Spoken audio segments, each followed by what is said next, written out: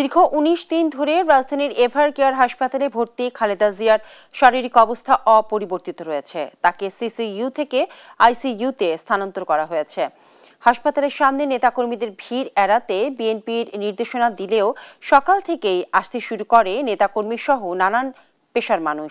এ সময় রাজনৈতিক দল এবং দেশবাসীর কাছে বেগম খালেদা জিয়ার সুস্থতায় দোয়া চান তারা। এদিকে খালেদা জিয়াকে আপাতত এভার কেয়ার হাসপাতালেই রেখেই সর্বোচ্চ চিকিৎসা দেয়া হবে। তবে চিকিৎসকরা যে চিকিৎসা দিচ্ছেন তা তিনি গ্রহণ করতে পারছেন এবং রেসপন্স করছেন বলে জানিয়েছেন তার ব্যক্তিগত চিকিৎসক ডাক্তার AZM জাহিদ হোসেন। দর্শক, রাজধানীর এভার কেয়ার হাসপাতালে আছেন আমাদের সহকর্মী তারেক মাহমুদ সুজন। সেখান থেকে সরাসরি তিনি যুক্ত হচ্ছেন। তারেক, বিএনপি চেয়ারপারসন কেমন আছে সেটা জানাবেন যদি জেনে থাকেন, এবং সর্বশেষ তার শারীরিক অবস্থা কি সেটা বলবেন।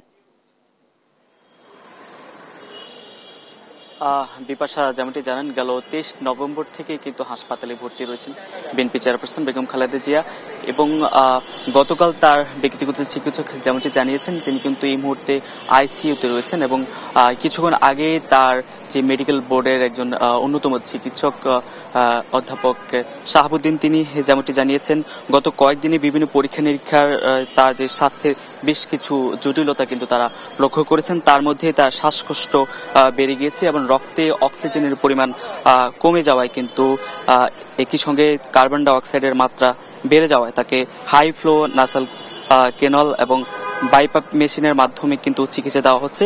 একই সঙ্গে তার অবস্থার উন্নতি না হওয়ায় তার ফুসফুস ও অন্যান্য অর্গানকে বিশ্রাম দেওয়ার জন্য তাকে ইলেকটিভ ভেন্টিলেটর সাপোর্টে নেওয়া হয়েছে। তো কিছুক্ষণ আগে কিন্তু এই তথ্যটি আমাদেরকে পাঠানো হয়েছে।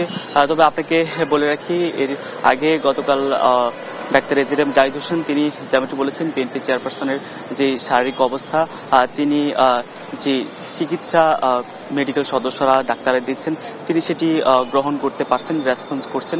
তবে আজকে কিছুক্ষণ আগে যে তথ্য পাঠানো হয়েছে সেটিতে বলা হচ্ছে তার শারীরিক অবস্থা অবনতির দিকে যাচ্ছে। তো এই ছিল আমার কাছে রাজধানীর এভার কেয়ার হাসপাতাল থেকে সবশেষ বিপাশা।